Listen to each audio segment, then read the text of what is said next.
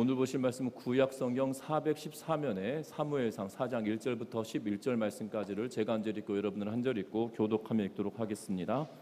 사무엘의 말이 온 이스라엘에 전파되니라. 이스라엘은 나가서 블레셋 사람들과 싸우려고 에베네셀 곁에 진치고 블레셋 사람들은 아벡에 진쳤더니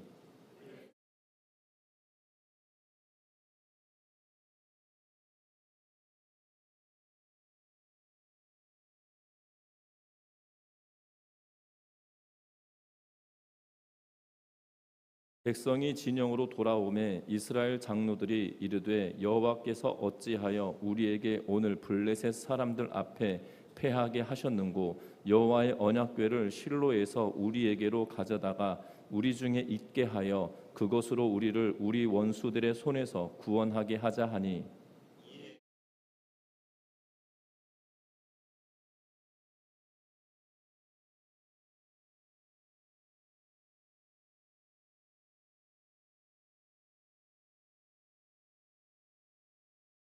여호와의 언약궤가 진영에 들어올 때에 온 이스라엘이 큰 소리로 외치매 땅이 울린지라.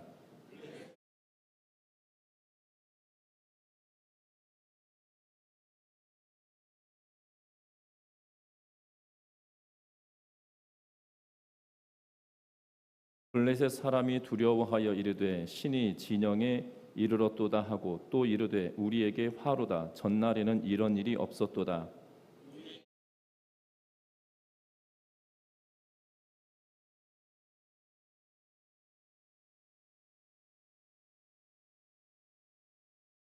너희 블레셋 사람들아 강하게 되며 대장부가 되라. 너희가 히브리 사람의 종이 되기를 그들이 너희의 종이 되었던 것 같이 되지 말고 대장부 같이 되어 싸우라 하고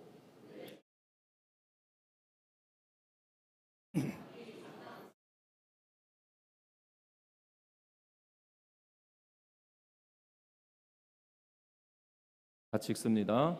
하나님의 궤는 빼앗겼고 엘리의 두 아들 홉니와 비느하스는 죽임을 당하였더라. 아멘. 우리 서로 인사 나누고 말씀 나눕니다. 사랑하고 축복합니다. 유명한 학자라고 하여서 모든 시험에 합격했던 것만은 아닙니다. 아인슈타인은 취리 공과대학에 떨어졌던 경험이 있고 찰스 다윈도 에딘버러 대학의 의학부를 실패한 경험이 있습니다. 성공한 사람이라고 해서 모두 다 대학을 졸업한 것만은 아니다라는 사실이죠. 세계적인 기업가였던 카네기나 배우 찰리 채플린, 그리고 소설가인 디킨슨, 그리고 발명왕인 에디슨, 그리고 화가 모네, 작가 숀 오케이시, 그리고 소설가 마크 트웨이는 초등학교를 다 졸업하지 못한 그러한 사람들이었습니다. 그리고 자동차 왕이라 불리는 헨리 포드, 그리고 소설가 자크 런던, 우리가 잘 알고 있는 이 영화 배우 스티브 맥퀸이나 화가인 모딜리안이나 그리고 최초의 비행기를 만들었던 라이트 형제 또한 중학교를 다 졸업하지 못한 그러한 사람들이었습니다. 그리고 이 고등학교를 중퇴했던 조지 거시윈이라고 하는 유명한 이 음악가 작곡가 또한 이 고등학교를 다 졸업하지 못하였던 것을 보게 됩니다. 우리나라의 대통령 가운데서도 대학을 졸업하지 않고 고등학교만 졸업한 대통령이 둘이나 있다라는 사실이죠. 돌아가신 김대중 대통령도 이 대학을 졸업하지 않고 고등학교만 졸업했던 분입니다. 또한 노무현 대통령도 마찬가지였다는 거죠. 그러니까 대학을 다 졸업했다라고 해서 이 인생 앞에 있는 시험들을 잘 합격해내는 것은 아니라는 사실입니다. 참으로 감사한 것 같습니다. 이 대한민국 땅에 이 두 명의 대통령이 이 대학을 졸업하지 않고도 대통령이 될 수 있는 자질을 갖추었다는 사실만으로도 많은 젊은이들에게 귀감이 될 수 있는 그러한 부분들인데, 또한 최근에 이 일련의 과정들을 보면 참으로 안타까운 일들이 있죠. 이 최고의 학부를 나왔다 하더라도 나라를 혼란스럽게 만드는 일에 동참하거나 또한 일을 만들어내는 일들에 보면 이 좋은 학교를 나온다고 해서 인생을 다 또 사람들을 행복하게 만들어주는 것은 아니다라는 생각이 들어집니다. 분명한 것은 인간의 행복은 이 과거의 영화 제목 가운데 행복은 성적순이 아니잖아요 라고 하는 영화가 있었는데요. 그것과 같이 어떤 학력을 가지고 있다고 해서 또한 화려한 그러한 이 학력을 가지고 있다고 해서 그 사람들이 행복을 하거나 또한 사람들을 행복을 끼칠 수 있는 그러한 위치에 있는 것은 아니다라는 사실입니다. 인생의 성공과 그리고 실패와 그리고 행복에 관련된 것은 내가 어떤 가치관을 가지고 있느냐에 따라 달라지게 되어지는 것을 보게 되어집니다. 저와 여러분들은 어떤 가치관을 가지고 계십니까? 분명한 것은 저와 여러분들이 이 땅의 삶을 살아갈 때 정말 우리가 이 땅의 삶을 살아갈 때 바른 가치관을 가지고 나아가는 은혜가 있기를 주의 이름으로 부탁드립니다. 그러면 세상 속에 바른 가치관이 있을까요? 분명한 것은 세상에 바른 가치관이다라고 말할 수 있는 것은 이 세상에 더 이상 존재하지 않습니다. 왜냐하면 이 철학적인 관점으로 본다라면 또한 사상계적인 관점으로 본다라면 이 땅에는 이 포스트 모더니즘 시대라고 불려진 현 시대를 두고 우리는 규칙이 없고 그리고 규율이 없고 또한 절대적인 진리가 없다라고 세상은 이야기합니다. 그래서 오죽하였으면 철학자 가운데 해체론의 시대다라고 이야기할 만큼 모든 것을 해체하고 다시 재정립하는 시대가 되었다라고 이야기하는 그러한 시대가 되어서 세상에는 이 규칙이나 법칙이 완벽하거나 그리고 절대적인 것은 없다라고 끊임없이 가르치고 있는 그러한 모습을 보게 된다는 겁니다. 그래서 세상에서 말하는 가치나 죄송합니다.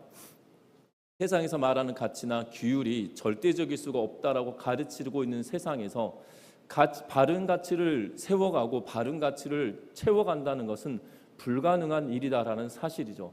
반면에 성경은 우리에게 절대적인 가치가 있고 절대선이 있다라고 명확하고 분명하게 말씀하십니다.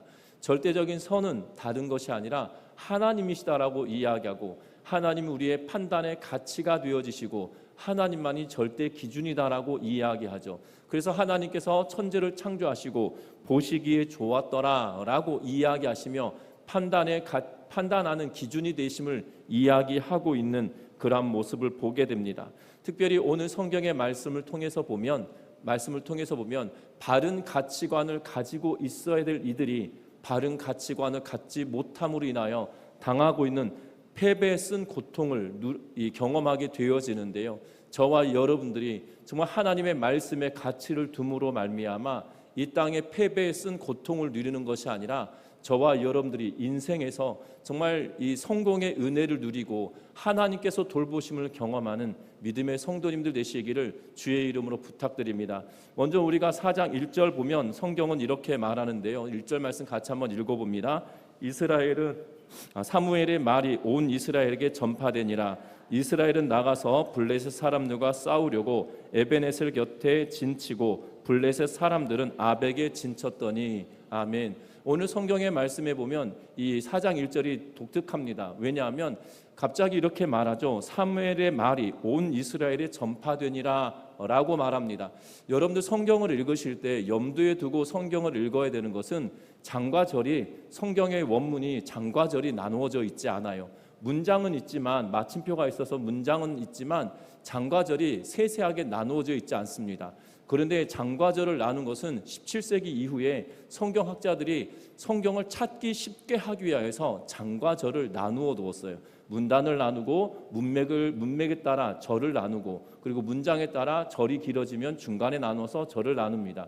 그래서 영어 번역된 성경의 절과 한글로 번역된 성경의 절이 때로는 달라질 수가 있어요. 왜냐하면 영어 문장으로 원문에서 영어로 번역할 때 문장이 또 한글과 번역된 문장이 서로 배치가 되어져서 어떤 것들은 2절에 있는 것이 3절에 번역되기도 하고 그래서 조금 다른 모습을 보게 되죠. 그래서 장과 절이 없다라고 여기고 성경을 읽어가면 되는데요. 그런데 성경을 읽어가다가 1절에 이렇게 말하죠. 사무엘의 말이 온 이스라엘에게 전파되니라. 이 사무엘이 말이 뭐였습니까? 그 위에 보면 사무엘이 자라면서 여호와의 말씀을 전파하면 그 말이 땅에 떨어지지 않게 하셔서 사무엘이 하나님의 사람이구나라고 하는 것들을 모든 사람이 알게 되었다라고 3장 후반부에 이야기를 합니다. 그래서 이 20절 말씀에 보면 이스라엘이 사무엘은 여호와의 선지자로 세우심을 입은 줄 알았더라라고 말하고 있는 것을 보게 되죠. 그리고 나서 갑자기 1절에 뭐라고 이야기하냐면 사무엘이 말이 온 이스라엘에 전파되니라라고 하고 나서 갑작스럽게 어떤 일이 벌어지냐면 이스라엘은 나가서 블레셋 사람들과 싸우려고 에베네셀 곁에 진치고 블레셋 사람들은 아벡에 진쳤더니라고 이야기하면서 사무엘의 말로 인하여서 마치 이 이스라엘 백성들이 블레셋과 싸우게 하여 진을 치고 있는 것처럼 이야기하고 있는 이 해석이 가능한 그러한 모습을 보게 된다는 거죠. 그런데 여러분들 오해해서 되지 않은 것은 사무엘의 말로 인하여서 이스라엘 백성들이 전쟁하기 위하여서 블레셋과 진을 치고 있는 것은 아니었다는 사실입니다. 특별히 뒤에 보시다 보면 7장 3절에 보면 성경은 뭐라고 이야기하고 있냐면 7장 3절에 사무엘이 이스라엘 온 족속에게 말하여 이르되 만일 너희가 전심으로 여호와께 돌아오려거든이라고 하면서 하나님의 말씀에 대하여 사무엘이 선포하는 내용이 7장 3절에 다시 시작되어집니다. 그러면 쉽게 말하면 1장 하반절 이스라엘은 나가서 블레셋 사람과의 진을 쳤다라고 하는 이 싸우려고 진을 쳤다라고 하는 이 4장 1절 하반절부터 시작하여서 7장 2절 말씀까지를 통으로 삽입됐다라고 여기면 될 것 같아요. 쉽게 말하면 4장 1절 상반절부터 7장 3절까지의 내용이 이어져 가는데 그 중간에 하나님께서 지금 사무엘을 하나님의 선지자로 세워가는 과정 가운데 중간에 있었던 사건을 집어넣음으로 말미암아 그 땅에 하나님의 말씀이 어떻게 성취되어지고 있는 것인가를 보여주고 있고 또한 이들로 말미암아 이스라엘 백성들이 다시금 그 상황에서 어떠한 교훈을 깨닫게 할 건가에 대한 이야기를 사무엘상을 기록하고 있는 이 저자가 여기다 삽입해 놓고 있다라고 여기고 본문을 읽어가셨으면 좋겠습니다. 그래서 사무엘의 말 때문에 전쟁이 일어난 것이 아니라 사무엘의 말은 7장 3절에 이어지면서 선지자로 세워져 가는 그러한 과정을 이야기하고 7장 3절부터 시작하여서는 선지자로 이 사사요 선지자로 사무엘이 등극하게 되어지는 내용이 기록되어져 있는데 그 중간에 이 내용을 기록해 놓으면서 하나님의 말씀이 하나님께서 엘리를 통하여 하셨던 말씀,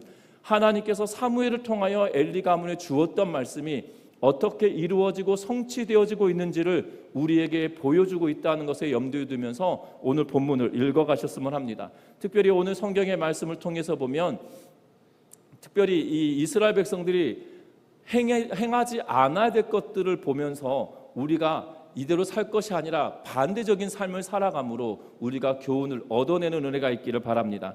특별히 오늘 성경의 말씀 다시 한번 또 읽어보는데요. 어디 말씀을 읽으냐면 성경 말씀에 보면 3절 말씀 같이 한번 읽어보겠습니다. 3절의 말씀입니다. 백성이 진영으로 돌아오매 이스라엘 장로들이 이르되 여호와께서 어찌하여 우리에게 오늘 블레셋 사람들 앞에 패하게 하셨는고 여호와의 언약궤를 실로에서 우리에게로 가져다가 우리 중에 있게 하여 그것으로 우리를 우리 원수들의 손에서 구원하게 하자 하니 아멘. 오늘 성경의 말씀에 보면 이스라엘과 블레셋이 전쟁을 치릅니다. 그래서 1절 하반절과 2절 말씀까지 통해서 보면 이스라엘과 블레셋이 전쟁을 치르는데 이스라엘이 패전을 하게 되어지고 죽임을 당한 군사의 숫자가 4,000명이다라고 2절 하반절에 기록해 놓고 있는 것을 보게 됩니다. 전쟁을 치렀습니다. 그런데 4,000명이나 죽임을 당하였다라고 이야기하고 있어서 굉장히 많은 이 피해 규모가 상당히 큰 그러한 전쟁의 결과를 보게 된다는 거죠. 그런데 오늘 그 이스라엘의 장로들이 진영으로 돌아와서 무엇을 하냐면 진영에서 대책 회의를 하고 있는 그러한 모습을 보게 됩니다. 이스라엘 백성들이 후퇴해서 이스라엘 진영으로 돌아왔을 때 이스라엘 장로들이 모여서 대책 회의를 하는데 여호와께서 어찌하여 우리에게 패하게 하셨는고라고 이렇게 이야기하고 있는 것을 보게 되죠. 그런데 원문은 뭐라고 성경은 기록하고 있냐면 여호와께서 어찌하여 우리를 치셨는가라고 원문은 기록해 놓고 있는 것을 보게 됩니다. 다시 말하면 하나님께서 우리를 치셨다, 하나님께서 우리를 대적으로 삼으셨다라는 의도로 기록해 놓고 있는 것을 보게 되죠. 그래서 그들이 뭐라고 이야기하냐면 대책을 세우고 그 대책을 내놓는데 뭐라고 이야기하고 있냐면 여호와의 언약궤를 실로에서 우리에게 가져다가 우리 중에 있게 하여 그것을 우리의 원수들의 손에서 구원하게 하자라고 하면서 언약궤를 통하여 우리가 구원받게 하자라고 이야기하고 있는 모습을 보게 됩니다. 저자는 이렇게 말하고 있는 거예요. 이스라엘 장로들이 여호와 하나님께서 어찌 우리를 치셨는가? 다시 말하면 하나님께서 우리의 대적이 되어 주셨으니 그렇게 하지 말고 실로에서 법궤를 가져다가 이곳에 두면 하나님이 우리의 대적이 되지 않으실 거다라는 의도로 지금 이야기하고 있는 그러한 모습을 보게 됩니다. 여러분들, 이스라엘 백성들이 지금 패배를 하게 되어지는 이유가 무엇일까요? 여러분들 잘 살펴보시면 지금 사무엘에 관한 이야기를 하기 전에 엘리 가문에 관한 이야기를 계속적으로 해왔습니다. 그리고 사무엘에게 하나님께서 엘리 가문에게 어떤 일이 벌어질 것인지에 대하여도 분명하게 말씀하셨음을 이야기합니다. 분명한 것은 그것이 단순히 엘리 가문의 문제가 아니라, 엘리 가문만의 문제가 아니라 이스라엘 백성들이 가지고 있는 시대였다라는 사실이에요. 우리가 사무엘상을 읽으면서 염두에 두어야 될 것은 사무엘이 마지막 사사가 되어졌다는 거예요. 그러면 이 상황의 배경은 뭐라고 여기면 됩니까? 사사기에 계속 이어지고 있는 상황이다라고 생각하면 돼요. 자기의 소견에 옳은 대로 행하였던 시대였다라는 사실입니다. 하나님을 멀리하고 하나님을 떠나 있으며 하나님을 찾지 않았던 시대에 하나님을 찾지 않음으로 말미암아 나왔던 결과물이 바로 이 블레셋으로 말미암아 전쟁을 치르게 되어지고 그들이 어려움을 당하게 되어지고 4,000명가량 전사하게 되어졌다라고 말하고 있는 것은 하나님의 부재가 아니라 그들이 하나님을 떠난 것이었다라는 것에 관점을 두어야 되는데, 이스라엘 장로들이 뭐라고 이야기하냐면 하나님이 여기 있지 않으니, 하나님이 우리의 대적이 되었으니 라고 하며 실로에서 여호와의 언약궤를 가져다가 우리의 대적이 되지 않게 하고 하나님의 부재가 아니라 하나님이 여기 있으니 우리를 구원케 하자라고 말하고 있는 것을 보게 된다는 거예요. 여러분들 염두에 두어야 될 것은 하나님의 부재가, 이스라엘 백성들이 범죄함으로 말미암아 하나님의 부재하심이 그들이 하나님이 없어서가 아니라 그들의 죄악 때문이라는 것을 기억하면서 하나님의 뜻대로 삶을 돌이키는 그러한 결정을 했어야 됨에도 불구하고 도리어 하나님이 없다, 하나님을 상징하는 법궤를 가져와야 된다, 하나님이 우리의 대적이 되었다, 하나님의 법궤를 이곳에 두면 그 법궤로 말미암아 우리의 대적이 되지 않을 거다라는 알량한 생각으로 이 모든 것들을 처리해 가고 있는 그러한 모습을 보게 된다는 거예요. 여러분들 오판과 그리고 이 좋지 않은 술을 둠으로 말미암아 이스라엘 백성들의 더 어려움을 당하게 되어지는 그러한 모습을 보게 된다는 겁니다. 여러분들 분명히 기억할 것은 우리의 가치의 기준은 하나님의 말씀이 우리의 가치의 기준이 되어져야 된다는 거예요. 하나님의 말씀이 우리의 죄악을 깨닫게 만드시면 그 죄악의 문제로 말미암아 하나님께로 돌이키고 하나님의 말씀대로 나아가겠다라고 결단하며 하나님께로 나아가는 그러한 결단이 필요한데, 우리는 그 결단보다도 다른 것들의 원인과 이유를 찾으려고 할 때가 더 많은 것을 보게 됩니다. 아닙니다. 저와 여러분들이 내 안에 하나님이 없다라면 그 하나님이 함께 하실 수 있도록 우리의 죄악의 문제를 깨닫고 하나님께로 나아가는 은혜가 있기를 주의 이름으로 부탁드립니다. 뿐만 아닙니다. 오늘 성경의 말씀에 보면 성경은 이렇게 이야기합니다. 4절 말씀 같이 한번 읽어봅니다.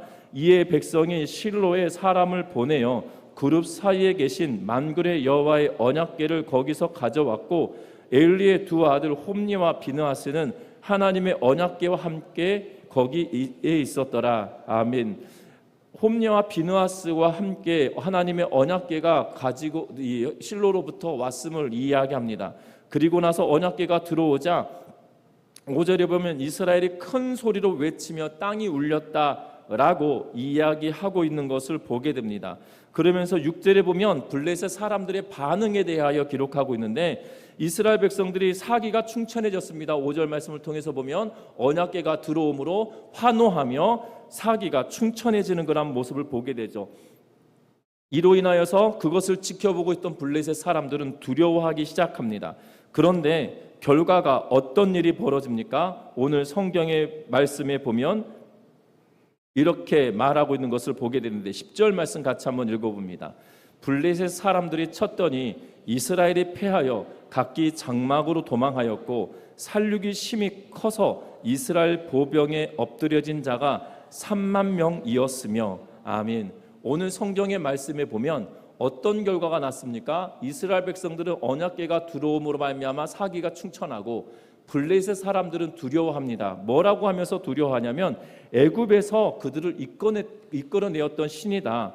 그리고 이 애굽에서 이끌어냈을 뿐만 아니라 가나안 땅을 정복할 때 그들의 신이 그들을 어떻게 사용했는지 우리는 알고 있다라는 의도로 말하고 있는 모습을 보게 되죠. 그래서 두려워합니다. 그런데 실상 뚜껑을 열어보았더니 어떤 일이 벌어집니까? 하나님이 그들을 지켜주신 것이 아니라 도리어 4,000명이 죽었다라면 이제는 3만 명이라고 하는 어마어마한 숫자로 전사자를 내는 참패를 당하게 되어지는 결과를 보게 되어진다라는 거예요. 분명한 것은 하나님의 언약궤가 그들 안에 들어왔음에도 불구하고 왜 그들은 환호하고 환호했지만 전쟁에서 패할 수밖에 없을까요? 분명한 것은 하나님이 그들과 함께 하시는데 조건이 있잖아요. 하나님이 그들과 함께 하시는 조건은 다른 것이 아니라 하나님께 겸비하며 나아가야 된다는 거예요. 그들의 죄악을 다 버리고 하나님을 향하여 나아가야 된다는 거예요. 그런데 이스라엘 백성들은 하나님께로 향하여 나아가지 않고 뭔가 물질적으로 보여지는 이 언약궤만이 그들에게 뭔가 도움이 될 거다라고 생각하는 큰 놀라운 일들을 보게 되죠. 이 간혹 이렇게 차를 보다 보면 어떤 분들은 그 룸밀러라고 하잖아요. 차 안에 있는 뒤를 볼 수 있는 이 거울 앞에다가 십자가를 걸어두기도 하고, 어떤 분들은 이렇게 그 기어 봉에다가 큰 이 묵주 같은 것들을 매달아 놓고 다니시는 분들을 보게 되어집니다. 이 염주를 이렇게 그 기어봉에다가 염주를 이렇게 큰 거를 놓아 놓고 다니시는 분들은 보게 되고, 그리고 십자가를 걸어놓고 다니는 분들을 보게 되는데요. 왜 그렇습니까? 나 예수 믿는 사람이다, 나 불교 신자다, 나는 천주교 신자다, 이거를 보여주려고 걸어놓았을까요? 예, 다들 나 그런 적이 없는데, 여러분들 나 예수 믿는 사람이다라고 나타내기 위해서 걸어놓으신 분들이 생각처럼 많지 않은 것 같아요. 제가 전에도 설교 중에 말씀을 드렸던 것 같은데요. 저희 아버지가 이 구하나사가 오셔가지고 이 용인에 계신 한 목사님이 침을 잘 놓으시는 분이 계셔서 그분에게 침을 맡기 위해서 이 용인에 있는 이 모텔에 잠깐 일주일간 거하게 되셨는데, 그래서 이렇게 아버지를 뵈러 갔는데 그 모텔에 와 있는 차들 가운데 십자가 걸려 있는 차들이 상당히 많은 거예요. 그분들이 다 숙박하기 왔다라고 저는 여기지 않거든요. 분명한 것은, 그러니까 예수 믿는다라는 표시가 아니라, 그러면 이 표시가 아니다라면 뭡니까? 그냥 부적처럼 붙여놓고 다니는 거예요.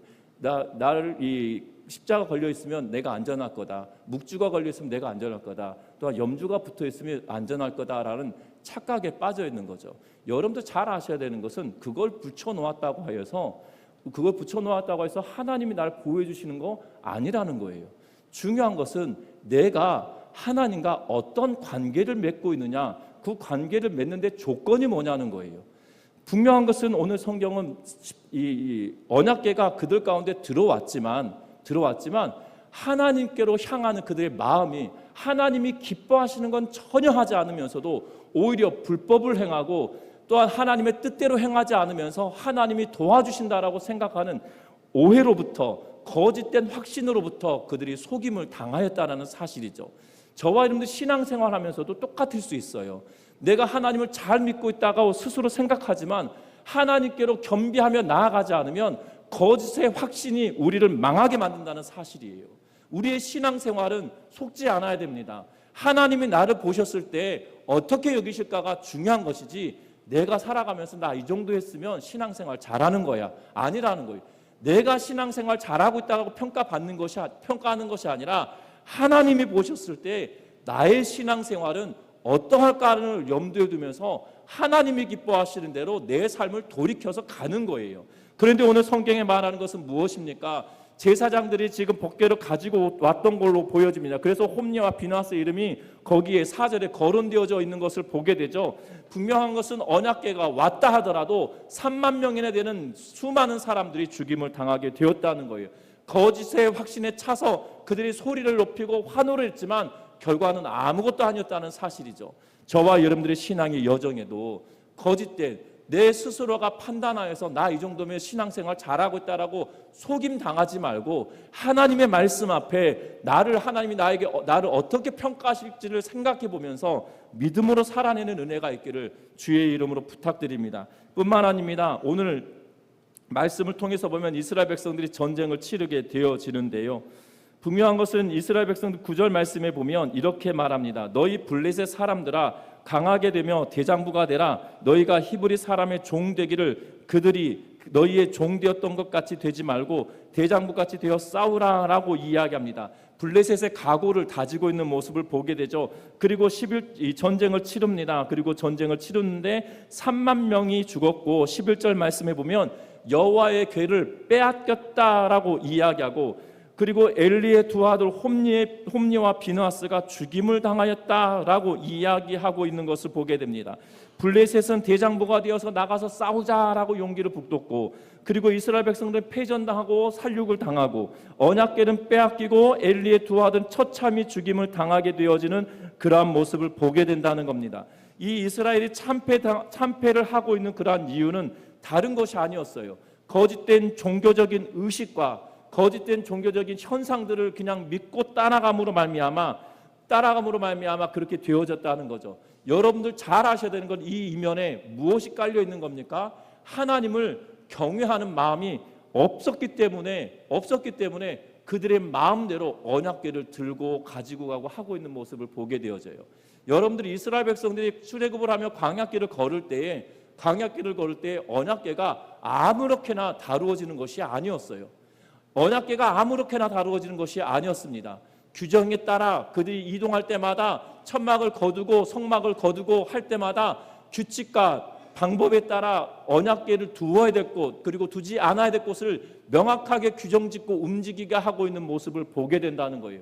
그런데 그 하나님을 경외하는 마음을 갖지 않으니 그들이 마음대로 있어야 될 곳에 있지 않고 있지 않아야 될 곳에 있게 만들므로 말미암아 언약궤가 지금 전장터에 나와 있는 모습을 보게 됩니다. 하나님의 언약궤가 전장터에 있다 없다의 문제가 아니라 하나님을 경외하는 마음이 부재하기 때문에 지금 있어야 될 곳에 있지 않고 있지 않아야 될 곳에 와 있는 그러한 상황을 보게 된다는 거죠. 하나님을 경외하지 않으면 우리의 신앙의 여정도 똑같아집니다. 하나님의 말씀이 있어야 될 곳에 있지 않고 있지 않아야 될 곳에 있게 되어지는 모습을 보게 되죠. 하나님을 비방하는 자리에 있게 되어지는 것을 보게 됩니다. 하나님의 말씀이 있어서 하나님을 기쁘게 하고 우리가 하나님을 온전하게 섬기는 자리에 말씀이 있어야 됨에도 불구하고 도리어 세상은 반대되는 그러한 상황에 놓여져 있는 그러한 모습을 보게 되죠. 하나님을 경외하는 마음이 없기 때문에 그들이 언약궤를 아무 곳에나 가지고 와 있는 그러한 모습을 보게 됩니다. 분명한 것은 현대를 살아가는 우리들에게도 똑같은 모양으로 나타나고 있다라는 사실이에요. 똑같은 모습으로 나타나고 있다라는 사실입니다. 하나님의 말씀은 하나님을 경외하는 마음이 부재하기 시작하니까 교회 공동체가 하나님을 섬기고 하나님을 기쁘시게 하는데 목적과 이유를 두고 있지 않고 하나님의 살아계심을 전하며 살아내는데 목적을 두지 않고 세상 속에 우리는 어떤 가치를 둘 것인가에 관심을 두기 시작하였더니 지금 현실을 보면 교회 공동체가 참으로 안타까운 상황에 직면했음을 보게 됩니다. 안타까운 상황에 직면했음을 보게 된다는 거예요. 여러분들 최근에 뉴스를 볼 때마다 안타까운 소식들이 많이 접해지죠.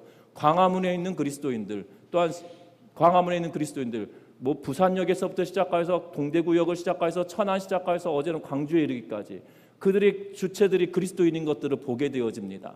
안타까운 일인 것 같아요. 왜 그렇습니까? 하나님이 기뻐하시는 일이 도대체 무엇인지 거기에 관심 두기보다도 자신들이 취하고 싶은 것에 관심을 더 둠으로 말미암아 하나님의 말씀을 이용해 먹고 있는 지금 엘리의 두 아들들과 이스라엘 장로들과 다를 바가 없는 모습을 보게 된다는 거예요. 단순히 그들만의 문제일까요? 아니라는 사실이에요. 작금을 살아가고 있는 우리들도 그렇게 되어질 가능성이 농후한 존재다라는 사실이에요. 이것을 떨쳐내기 위해서 우리가 반대되는 경험으로 반대되는 견해로 우리가 살아내야 되는데 다른 데 관심을 두는 것이 아니라 첫 번째 관심을 두어야 될 것은 내가 하나님과의 관계가 어떻게 되어져 있느냐, 하나님과 나와의 관계 속에 나의 죄악의 문제를 털고 하나님께로 전심으로 나아가는 우리 전미중학교의 모든 성도님들 되시기를 주의 이름으로 부탁드립니다. 뿐만 아니라 거짓된 확신 속에 우리가 살아가는 것이 아니라 내가 이 정도면 나 신앙생활 잘하고 있어 라고 생각하는 것이 아니라 하나님이 나를 어떻게 생각하실까에 더 관심을 두며 하나님의 편에서 나를 평가하고 말씀이 나를 평가하는 것에 귀를 기울이며 하나님이 원하시는 대로 우리의 삶을 살아가는 믿음의 성도님들 되시기를 주의 이름으로 부탁드립니다. 뿐만 아닙니다. 오늘 성경은 분명히 말합니다. 하나님을 경외하는 마음이 없기 때문에 그렇게 함부로 행하게 되어진다라고 말을 하죠. 저와 여러분들 하나님을 경외하는 마음이 있으십니까? 이 경외한다는 것은 하나님을 공경하고 두려워한다라는 말이에요. 하나님은 공경하고 두려워한다라는 의미를 가지고 있는데 실제의 삶 속에 하나님은 경외함이 내 삶 속에 있느냐 없느냐 이것을 묻고 있다라는 사실입니다. 여러분들 잘 생각해 보십시오. 내 삶을 살펴보면서 정말 하나님을 내가 경외하고 살아가는가? 하나님을 경외하며 살아내고 있는가? 하나님을 경외하는 삶을 살아가는 사람들의 특징들이 있어요. 그것은 주의 몸된 교회를 사랑하는 것이에요. 왜 사랑하냐면 여러분들 예수님께서 지금 우리의 눈에 보이시나요? 보이지 않으시나요? 예수님이 내 눈에 보이신다는 분들이 간혹 있으십니다. 그분들은 신앙에 하나님께서 특별히 은혜를 주신 분이에요. 또 하나의 견해는 하나님을 오죽 안 믿었으면 보여야만이 믿는 그러한 경우들인 거죠. 또 하나는 신앙에 특별한 은혜를 주신 분들이 계세요. 그런데 우리가 예수 그리스도를 볼 수 있는 방법이 있어요. 그것이 뭐냐면 주의 몸된 교회를 사랑하는 거예요. 성경 우리에게 말합니다. 예수 그리스도가 교회의 머리이고 그리고 교회는 예수 그리스도의 뭐라고요? 몸이다라고 이야기해요.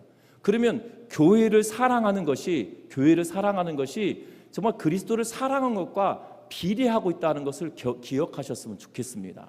분명한 것은 내가 하나님을 경외한다라는 것은 교회를 내가 얼마나 사랑하고 있는지를 생각해 보면 되는 거예요. 여기서 교회라고 하니까 우리 전미중앙교회 예배당을 사랑한다 이렇게 생각하면 큰 오해예요. 여러분들 교회라고 하는 것은 바울이 세 가지로 명확하게 이야기해요. 예수 그리스도를 주라 고백하는 성도 한 명을 이야기하고 있고 주로 고백하는 믿음의 고백을 하고 있는 사람들이 모여있는 공동체를 이야기하고 있고 그리고 믿음의 공동체가 곳곳에 흩어져 있는 그 공동체를 두고 교회다라고 지칭해요. 다시 말하면 교회를 사랑한다는 것은 내가 하나님의 성전이 되어져서 성령의 전이라는 사실을 깨닫고 내 마음과 뜻과 생각을 하나님께로 맞추며 살아가는 삶을 살아가고 그 맞추며 살아가는 성도들이 공동체를 이룰 때 우리의 공동체가 정말 하나님의 말씀에 순종하고 있는가를 관심을 두며 더욱더 그 공동체를 사랑하는 은혜가 있기를 주의 이름으로 부탁드립니다. 교회 공동체를 사랑하기 시작하면 모이는 장소를 사랑하게 되어지고요. 또한 모이는 교회 공동체를 사랑할 뿐만 아니라 내가 이 공동체를 위해서 무엇을 할 것인가, 교회 공동체를 위해서 내가 어떻게 살아갈 것인가를 더욱더 생각하게 되어진다라는 거죠. 여러분들 하나님을 경외하는 마음이 있다라면 교회 공동체를 내가 얼만큼 사랑하고 있는지를 생각해 보면 된다는 거예요. 그런데 우리는 교회 공동체를 생각할 때 다른 불평과 불만이 내 안에 더 가득 차고 있다라면 바꿔내야 된다는 거예요. 왜냐하면 교회 공동체는 그리스도의 몸이기 때문에 내가 더욱더 사랑하며 주를 경외하며 가까이 나아가는 우리 모두가 되시기를 주의 이름으로 부탁드립니다. 그래서 저와 여러분들이 이스라엘이 패한 원인 때문에 원인을 살펴보면서 그 원인으로 우리가 달려가는 것이 아니라 그 원인을 뒤바꿔서 우리의 신앙의 여정에 기쁨과 감사와 승리의 소식이 넘쳐나는 우리 전미중학교의 모든 성도님들의 신앙생활 되어지시기를 주의 이름으로 부탁드립니다. 이 시간 찬양하시겠습니다.